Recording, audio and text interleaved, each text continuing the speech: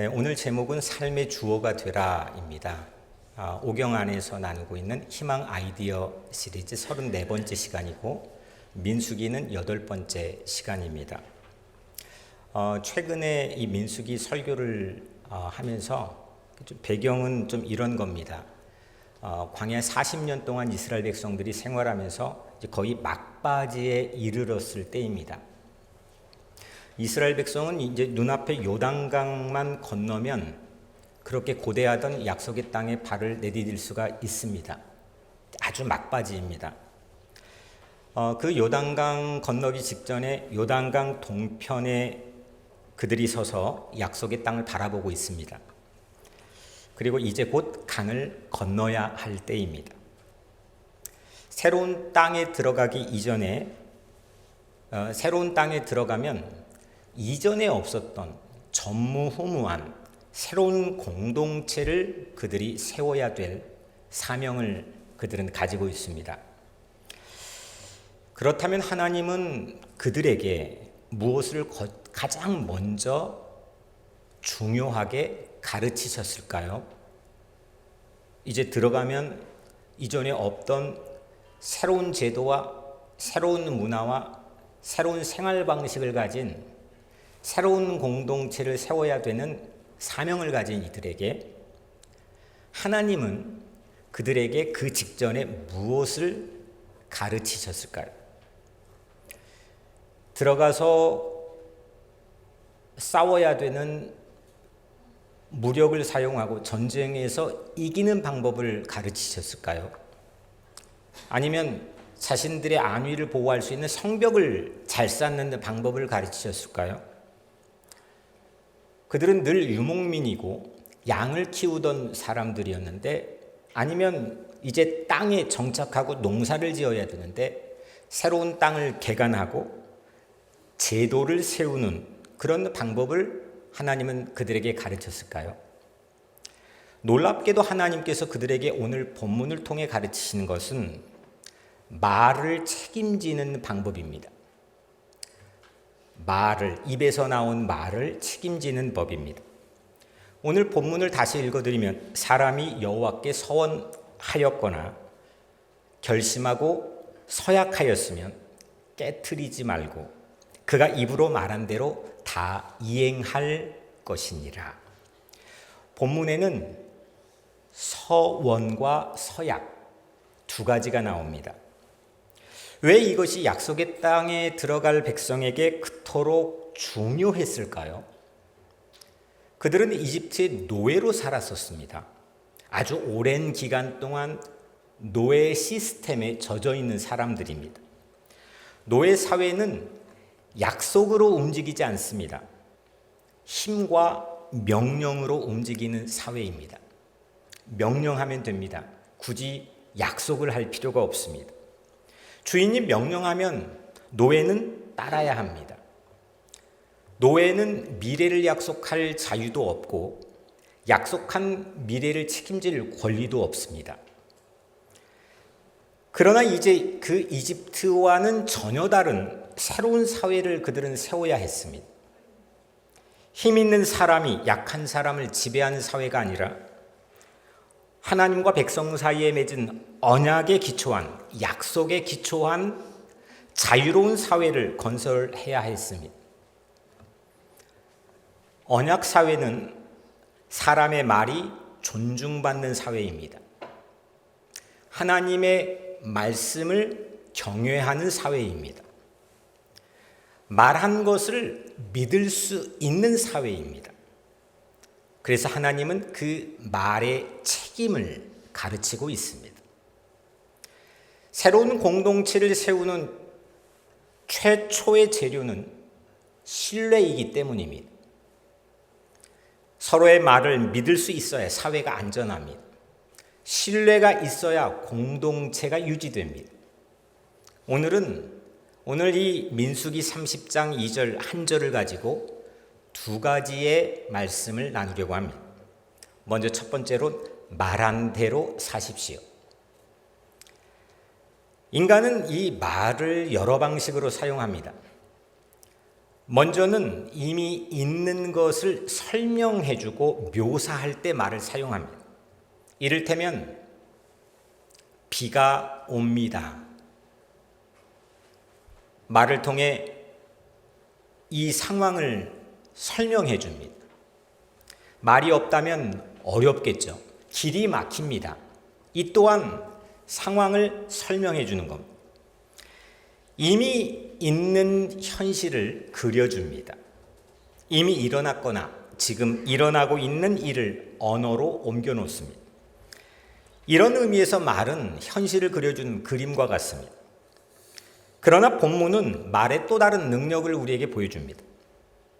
말은 이렇게 이미 있는 것을 묘사해주고 설명함으로 소통하게 할 뿐만 아니라 아직 오지 않는 미래를 향해서 자신을 내어놓는데도 사용합니다. 약속입니다. 아직 오지 않는 미래인데 여기에 자기 자신을 내어놓습니다. 이를테면 이런 겁니다. 앞으로 이렇게 하겠습니다. 끝까지 책임지겠습니다. 끝까지 당신 곁에 머물겠습니다. 오랫동안 떠나지 않겠습니다. 이런 것이 서원이고 오늘 말씀의 서약입니다. 얼마 전 큰아들 결혼 예배를 제가 집례했었습니다. 신랑 신부에게 물었죠. 기쁠 때나 슬플 때나 건강할 때나 병들 때나 서로 사랑하면서 살겠습니까? 물었습니다. 두 사람이 답했습니다. 예, 서약합니다. 그들은 이미 이루어진 결혼을 설명한 게 아닙니다. 예, 서약합니다. 그 대답이 있기 전과 후는 완전히 달라집니다. 그냥 말한 건데. 어떤 말은 현실을 묘사해 주기도 하지만 어떤 말은 말하는 순간 새로운 현실을 창조합니다. 물론 말 자체에 마술적인 힘이 있는 것은 아닙니다. 말하면 뭐가 만들어지고 생겨나고 그런 건 아닙니다. 말한 대로 행동하려고 하는 책임, 내가 말한 대로 행동하려고 하는 그 책임이 그 말에 무게를 부여합니다.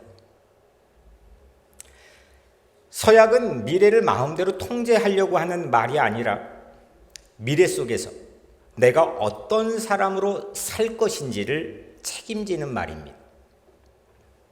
하나님은 말씀으로 세상을 창조하셨습니다. 빛이 있으라 했는데 빛이 생겼습니다. 우리 말이 하나님의 이 말씀처럼 우주를 창조할 수는 없습니다. 그러나 하나님의 형상대로 지음받은 우리는 책임 있는 말로 그 말 하나로 신뢰를 세우고 관계를 만들고 공동체의 미래를 열어갑니다. 말로 약속함으로 오늘의 나와 내일의 나를 연결합니다. 내일 기분이 달라지고 형편이 어려워져도 오늘 말한 것을 쉽게 버리지 않도록 미래의 나를 붙들어 놓는 게 약속입니다. 이렇게 바인딩 해주는 겁니다. 나를 묶어주는 겁니다. 그렇게 타인과 신뢰를 쌓아가고 또 연대를 만들어가는 것, 이게 중요한 것이 약속입니다. 사람의 말을 믿을 수 있는 공동체는 안전합니다. 약속을 지키는 사람이 있는 곳에는 신뢰가 자라납니다. 신뢰가 자라나는 곳에는 미래를 향한 희망이 있습니다. 그러므로 언약 공동체, 이 새로운 공동체인 언약 공동체를 세우는 중요한 재료는 말한 대로 사는 사람입니다. 그 사람이 요단강 건너편에서는 하나님 보시기에 그 무엇보다도 어떤 무기보다도 어떤 새로운 농법보다도 어떤 새로운 제도보다도 말한 대로 사는 사람이 필요했습니다. 그러나 약속을 지키는 게 여러분들은 어떻습니까? 상당히 어렵습니다. 약속은 우선 기억이 필요합니다. 기억을 해야 그 약속이 지켜집니다. 생각이 분산되면 그 약속을 지킬 수가 없죠. 약속은 수고가 필요합니다. 때때로 약속에는 희생이 동반됩니다. 손해가 없을 때만, 나에게 손해가 없을 때만 약속을 지키는 것은 거래입니다. 기분 좋을 때 한 말을 기분 나쁠 때도 지켜야 합니다. 오늘 말씀은 단지 약속을 잘 지켜라, 그런 도덕적 교훈으로만 들으면 우리는 아마 거의 대부분이 낙심하게 됩니다. 누가 내가 한 말을 다 지킬 수 있었겠습니까? 여러분들은 어떻습니까? 내가 한 말을 다 지키고 살았습니까? 다 지킬 수 있습니까? 다 지켜왔습니까? 기도하겠다고 말하고 우리는 잊어버립니다. 연락한다고 했는데 미룹니다. 곁에 있겠다고 약속했는데 떠납니다. 우리에게는 지킨 약속보다 지키지 못한 약속이 훨씬 더 많을지도 모릅니다. 우리 말은 쉽게 흔들립니다.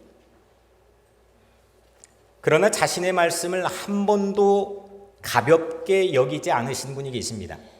하나님이십니다. 우리는 언약을 시시때때로 깨트렸지만 하나님은 그 언약을 항상 소중히 여기시며 지켜주십니다. 우리가 신실하지 못했을 때에도 하나님은 신실하셨습니다. 고린도후서 1장 20절엔 이런 말씀이 바울을 통해 기록되어 있습니다. 하나님의 약속은 얼마든지 그리스도 안에서 예가 되니, 하나님의 약속은 얼마든지 그리스도 안에서 예스가 되니, 예수 그리스도는 하나님의 모든 약속에 대한 예스입니다. 하나님께서 우리에게 사랑하시겠다고 말씀하셨고 그 약속을 말로만 남겨두지 않으셨습니다. 아들을 보내셨고 그 아들을 십자가에 죽게 했으며 그 죽음에서 일으키셨습니다. 복음은 약속을 잘 지켜온 사람에게 주는 상이 아닙니다. 복음은 약속을 지키지 못한 사람을 하나님이 포기하지 않으시고 다시 시작하게 하시는 은혜가 복음입니다. 베드로를 생각해 볼 수가 있습니다. 베드로는 모두가 주님을 버려도 나는 절대 주님을 버리지 않겠다고 호언장담하며 약속합니다. 그런데 어떻게 됐습니까? 예수님을 모른다고 3번이나 부인했습니다. 자기가 한 말을 지키지 못했습니다. 그런데 부활하신 예수님은 갈릴리 호숫가의 낙심해 있는, 자기의 약속을 지키지 못해 낙심해 있는 베드로를 버리지 않으셨습니다. 예수님은 베드로를 실패당한 사람, 약속을 깨트려버린 사람으로 남겨두지 않으셨습니다. 다시 따라가는 사람으로, 그 약속을 붙드는 사람으로 세워주셨습니다. 우리가 약속을 잘 지켜서 하나님의 사랑을 얻는 것이 아닙니다. 약속을 지키시는 하나님의 은혜를 받았기 때문에 우리는 신실하게 살아갈 수 있는 것입니다. 주의 은혜로 말한 대로 사시길 바랍니다. 약속은 우리의 미래를 책임지는 사람으로 우리를 세워줍니다. 두 번째로 오늘 설교의 제목인 삶의 주어로 사십시오. 첫 번째 말한 대로 사십시오에는 서원과 서약, 이 두 가지를 말이라고 하는 비슷한 의미로 우리가 살펴봤습니다. 말한 대로 다 이행할 것이니라. 서원과 서약에 특별한 차이를 두지 않고 그냥 같은 비슷한 의미로 우리가 첫 번째 대지에서 살펴봤습니다. 두 번째는 이 서원과 서약에 아주 근본적인 차이가 있다는 겁니다. 먼저 서원은 히브리어로 나데르입니다. 이 뜻은 어떤 사물의 상태에 영향을 미치는 겁니다. 서원은 그 사물에 내가 접근할 수 없도록 만듭니다. 나는 아무것도 먹지 않겠다고 서원할 수 있습니다. 이제 그 음식은 그러면 나에게 금지된 것입니다. 이게 서원입니다. 사물에 영향을 미치는 겁니다.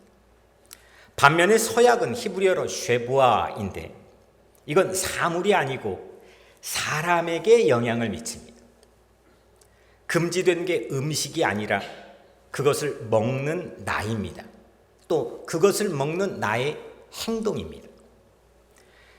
이를테면 이 나데르라고 하는 서원과 쉐부아라고 하는 서약의 차이는 이런 겁니다. 먼저 서원은 이 포도주는 내게 금지된 것이다. 뭐가 영향을 받는 거죠? 포도주가 영향을 받는. 이 포도주는 나에게 금지된 것이다. 반면에 서약은 나는 이 포도주를 마시지 않겠습니다. 그러면 이 서약은 나에게 영향을 직접적으로 주는 겁니다. 서원은 음식이라는 대상에 초점을 둔다면 서약은 행동하는 나 자신에게 초점을 둡니다. 문법으로 설명하면 서원은 사물이 중심이 되어서 목적어가 됩니다. 포도주는 나에게 금지되었습니다. 포도주는 내가 먹지 않겠습니다. 반면에 서약은 내가 행동의 주어가 됩니다. 이것은 단순히 문법의 차이에 머물지 않습니다. 어떤 모습으로 살아가고 있는가를 보여줍니다. 나는 다른 사람의 말과 행동에 끌려다니는 객체로 삽니까? 아니면 하나님 앞에서 자신의 응답을 주체적으로 선택하고 책임지는 주체로 삽니까? 더 쉽게 말하면 내 삶의 문장에서 나는 주어입니까? 목적어입니까? 주체입니까? 객체입니까? 삶의 주어가 된다는 것은 내 인생에서 일어나는 모든 것을 통제한다는 뜻이 아닙니다. 우리는 태어날 장소도 내가 선택할 수 없습니다. 내 부모도 내가 선택할 수가 없죠. 질병과 사고, 또 시대의 위기도 내가 선택할 수가 없습니다. 그냥 이 시대가 어려운 시기를 지나고 있으면 그냥 지나는 거지 내가 선택할 수가 없습니다. 삶의 주어가 되라는 말은 마음만 먹으면 무엇이든 할 수 있다고 하는 자기개발의 구호가 아닙니다. 하나님께서만이 역사의 주어이십니다. 하나님께서 우리보다 먼저 일하시고 막힌 길을 여시며 죽은 것들을 살려내십니다. 그래서 삶의 주어가 된다는 것은 이 하나님의 주권 안에서 자신에게 주어진 삶에 책임있게 응답하는 사람이 되는 것입니다. 주체는 모든 일을 선택한 사람이 아니라 주어진 일에서 자신의 응답을 선택하는 사람입니다.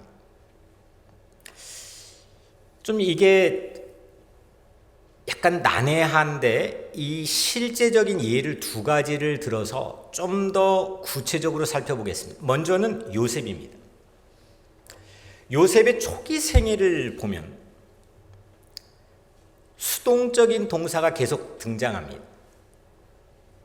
그러니까 패시브합니다. 수동적인 동사가 요셉의 초기에는 계속 등장합니다. 아버지에게 사랑받았습니다. 형들에게 미움받았습니다. 구덩이에 던져졌습니다. 노예로 팔렸습니다. 이집트에 팔렸습니다. 이집트로 끌려갔습니다. 억울한 누명을 썼습니다. 감옥에 갇혔습니다. 감옥에서 도움을 주고도 잊혀졌습니다. 모두 요셉이 선택하지 않는 일이었습니다. 자신이 주어가 아닙니다. 자신은 끊임없이 목적어입니다. 다른 사람들이 요셉에게 행한 일이었습니다. 이게 요셉의 초기 생애입니다. 문법으로 말하면 요셉은 계속 다른 사람의 문장 속의 목적어였습니다. 아버지가 요셉을 사랑했습니다. 형들이 요셉을 미워했습니다. 술 맡은 관원장이 요셉을 잊었습니다. 요셉의 삶을 움직이는 동사의 주어가 늘 다른 사람입니다. 요셉의 인생은 다른 사람의 사랑도, 미움도, 거짓말도 다 끌려다녔습니다. 좋은 것도 나쁜 것도 모든 게 다른 사람이 주어가 되어서 요셉을 끌고 갔습니다. 그런데 요셉의 인생 후반부에는 처음으로 능동적인 주어가 요셉이 됩니다. 그때가 바로왕의 꿈을 해석한 후에 그 꿈이 나타내는 7년 흉년의 위기에 대한 해결책을 요셉이 제시할 때 처음으로 목적어로만 사용됐던 요셉이 주어로 사용이 됩니다. 그 순간부터 요셉은 모세오경에서 가장 적극적인 인물로 부상됩니다. 그리고 한 제국의 이민자로서 노예였던 신분이 총리에 등극합니다. 이집트의 경제를 조직합니다. 요셉은 기근을 이용해 이집트의 사회를 개편합니다. 심지어 형제들을 시험해서 그들의 변화 여부를 확인합니다. 그리고 가족들을 고센 땅에 정착시킵니다. 객체가 주체로 변화되었습니다. 목적어가 주어로 바뀌었습니다. 수동적이었던 요셉이 능동적인 요셉으로 변화됩니다. 요셉이 삶의 주어가 되니 동사도 달라졌습니다. 팔렸던 사람이 사람을 살렸습니다. 끌려간 사람이 길을 제시합니다. 누명 썼던 사람이 진실을 말합니다. 잊혀졌던 사람이 다른 사람의 생명을 기억합니다. 늘 다른 사람 문장의 목적어로만 머물렀던, 끌려다녔던, 영향받았던 그런 요셉이 삶의 주어로 일어섭니다. 놀라운 변화입니다. 우리에게 일어난 일들은 우리에게 깊은 영향을 미칩니다. 누군가에게 어린 시절 들었던 한마디가 평생 자기를 끌고 다닐 수도 있습니다. 그때부터 나는 객체가 되고 나는 누군가의 문장 속에 늘 목적어가 됩니다. 그때 우리는 이렇게 말하기 쉽습니다. 그가 나를 상처 줬다. 상처받았기 때문에 나도 상처를 준다. 이렇게 말하는 동안 다른 사람은 내 삶에 늘 주어가 되고 나는 그 행동에 끌려가는 목적어가 됩니다. 그러나 믿음은 우리를 다시 주어로 세워줍니다. 믿음은 다른 사람이 나에게 무엇을 했는지만 묻지 않습니다. 이제 내가 하나님 앞에서 무엇을 할 것인지를 묻습니다. 또 다른 예가 모세입니다. 모세는 하나님께서 만들어주신 십계명이 담겨있는 두 돌판을 받아서 시내산에서 내려옵니다. 내려와 보니까 금송아지 앞에 백성들이 춤을 추고 있었습니다. 이 광경을 보고 돌판을 들어 던져서 깨트립니다. 이건 성경에 우리가 알고 있는 이야기입니다. 그런데 고대 랍비들의 전승을 보면 이 장면을 다음과 같이 기록으로 전하고 있습니다. 백성이 금송아지 앞에서 춤을 추며 하나님과 맺은 언약을, 약속을 깨트리자 돌판의 글자들이 날아가 버렸다. 돌판의 글자들이 날아가 버리자 그 돌판이 너무 무거워졌다. 그리고 그 무거워진 돌판은 모세의 손에서 미끄러져 떨어져 버렸고 깨지고 말았다. 이것은 성경에 기록된 내용이 아니라 랍비 미드라시의 해석입니다. 그러나 말씀과 사람의 관계를 이 이야기는 생각하게 하는 깊은 통찰을 담고 있습니다. 그리고 두 번째 돌판에서는 실제 성서, 우리가 가진 성서에서 하나님이 모세에게 이렇게 말씀합니다. 출애굽기 34장 1절입니다. 너는 돌판 둘을 처음 것과 같이 다듬어 만들라. 아마 이 말씀으로 인해서 이 최고의 전문가 학자들이었던 라바이들이 아마 그런 해석을 했던 것 같습니다. 너는 돌판 둘을 처음 것과 같이 다듬어 만들라. 처음 돌판은 우리 성경에서 모세가 다듬지 않았습니다. 모세가 돌을 찾지 않았습니다. 모세가 돌을 들고 올라가지 않았습니다. 모든 것들을 하나님이 준비했습니다. 그런데 두 번째 돌판은 너는 돌판 둘을 처음 것과 같이 다듬어 만들라. 모세가 직접 돌을 고르고 돌을 깎고 돌을 다듬어서 그 무거운 돌판을 들고 두 손에 들고 다시 산에 올라갑니다. 그리고 같은 장인 출애굽기 34장 4절에는 모세가 돌판 둘을 처음 것과 같이 깎아 만들고 아침에 일찍이 일어나 그 두 돌판을 손에 들고 산에 올라가니, 물론 두 번째 돌판의 말씀도 하나님이 기록했습니다. 말씀의 권위가 달라진 게 아닙니다. 말씀의 내용도 십계명으로 달라진 게 없습니다. 하지만 그 말씀을 받는 일에 두 번째 돌판에는 모세의 손과 모세의 땀과 모세의 순종이 들어가 있습니다. 첫 번째 돌판은 하나님이 직접 만들어서 모세 손에 맡겼습니다. 그런데 두 번째 돌판엔 모세가 하나님의 명령에 응답하여서 자기 손으로 준비하고 들고 올라갔습니다. 첫 번째는 하나님께서 주신 선물을 받는 은혜입니다. 한 게 없습니다. 하나님이 다 하셨습니다. 그런데 두 번째는 깨진 언약을 다시 세우기 위해서 책임 있는 모세의 참여가 담겨 있습니다. 두 돌판에 기록된 말씀은 동일합니다. 똑같습니다. 달라진 것은 말씀이 아니라 그 말씀 앞에 서는 모세입니다. 처음에 모세는 말씀을 받았습니다. 이제는 깨진 언약을 가슴에 품고 이미 백성들의 그 깨트려버린 언약을 가슴에 품고 돌을 깎고 돌을 다듬고 그 돌을 들고 산에 올라가고 그 과정에 백성을 위해 중보하며 이 모든 과정에 모세가 참여합니다. 객체처럼 받아들기만 하던 자리에서 책임 있게 참여하는 주체의 자리로 하나님은 모세를 나가게 했습니다. 이게 하나님께서 주신 희망 아이디어입니다. 신앙도 마찬가지입니다.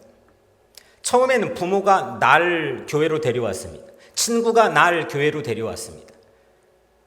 지인이 나에게 직장을 갖게 했습니다. 이 사회가 나에게 혜택을 받게 했습니다. 교사가 성경을 가르쳐 줬습니다. 목회자가 말씀을 듣게 해줬습니다. 그러나 어느 순간에는 내가 직접 말씀 앞에 서야 합니다. 누가 시켜서가 아니라 내가 기도하고 누가 시켜서가 아니라 내가 하나님 앞에 책임 있게 응답해야 합니다. 삶의 주어가 되는 것은 하나님께 받은 말씀을 내 선택과 내 순종으로 사는 것입니다. 은혜는 우리를 수동적인 사람으로 만들지 않습니다. 은혜, 교회에서 늘 얘기하는 은혜, 올해도 우리 교회 비전 은혜입니다. 은혜는 하나님이 다 하시는 겁니다. 우리가 관여할 수 있는 게 없습니다. 관여하지도 못합니다. 그게 은혜입니다. 그래서 우리는 그 은혜를 자칫 절반만 이해하게 되면 우리는 수동적인 자리에 머물기가 쉽습니다. 그런데 은혜는 우리를 수동적인 사람으로 만들지 않습니다. 요셉도 그랬고 모세도 그랬습니다. 은혜는 깨진 자리에서, 깨트려진 자리에서 다시 돌을 깎고 그 돌을 다듬고 다시 산에 올라가고 다시 시작하게 합니다. 우리 모두도 실패할 수 있습니다. 우리도 언약을 깨트립니다. 우리도 약속을 깨트립니다. 우리는 끊임없이 실패할 수 있습니다. 받은 말씀을 떨어뜨립니다. 무거워서 떨어뜨리고 미끄러져 떨어뜨립니다.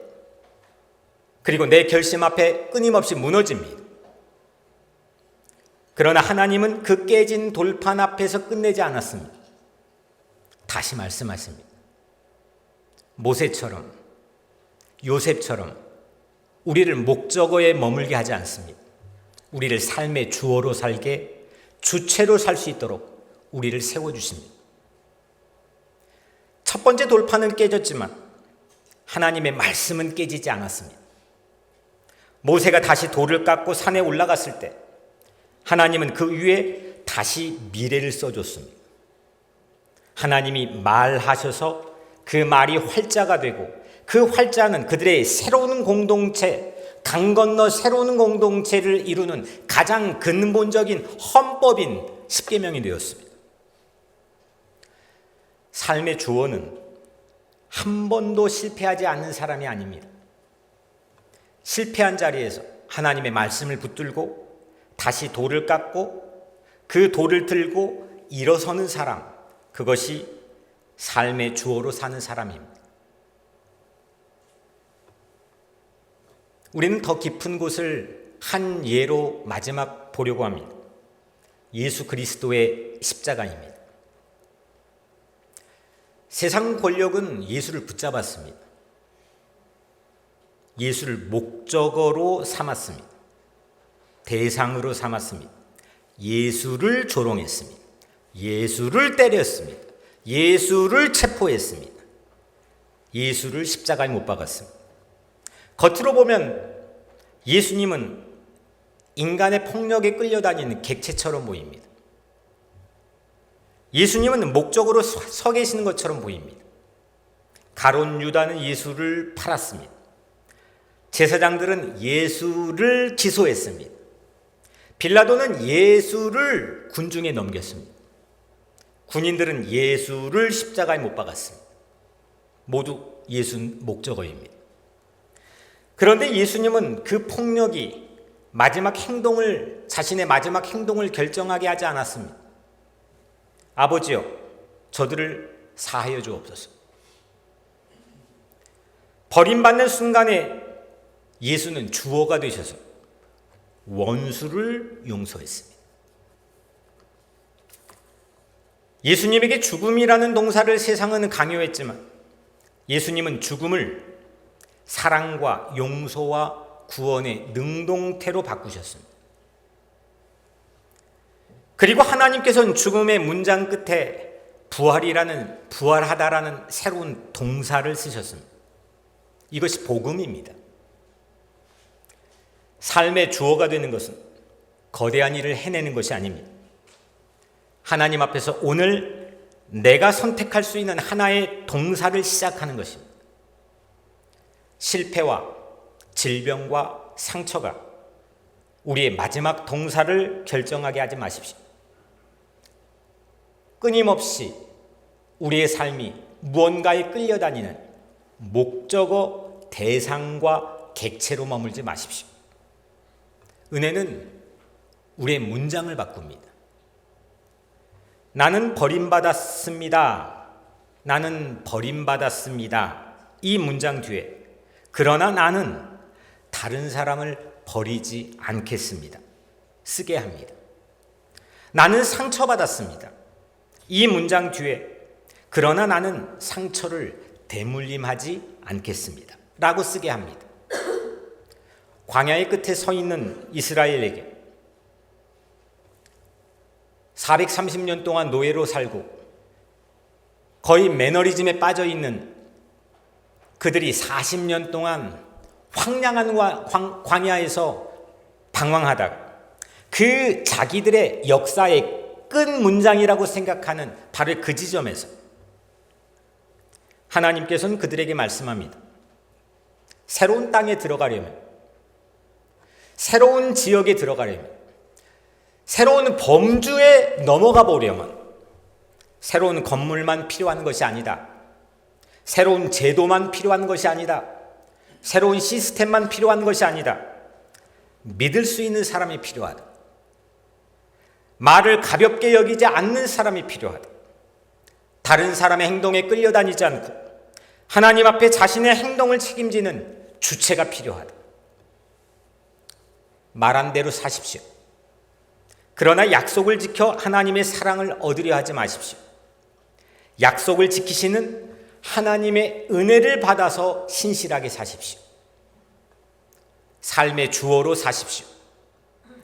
그러나 자신이 인생의 절대적인 주인 행세처럼 살지 마십시오. 역사의 주어이신 하나님을 믿고 그분 앞에서 응답하는 주어로 주체로 사십시오. 상황의 주인은 아니어도, 환경의 주인은 아니어도 하나님 앞에 응답의 주어는 우리 모두가 될 수 있습니다. 사랑하는 성도 여러분, 광야 끝 하나님께서 우리에게 건네시는 희망 아이디어는 이것입니다. 희망은 내 주변의 모든 상황이 바뀐 뒤 시작되는 것이 아닙니다. 약속을 지키신 하나님을 믿고 내가 오늘 다시 삶의 주어로 일어설 때 시작합니다.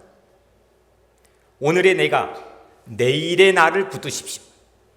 그리고 하나님 앞에서 오늘의 동사를 내가 주어가 되는 것에 맞게 새로 선택하십시오.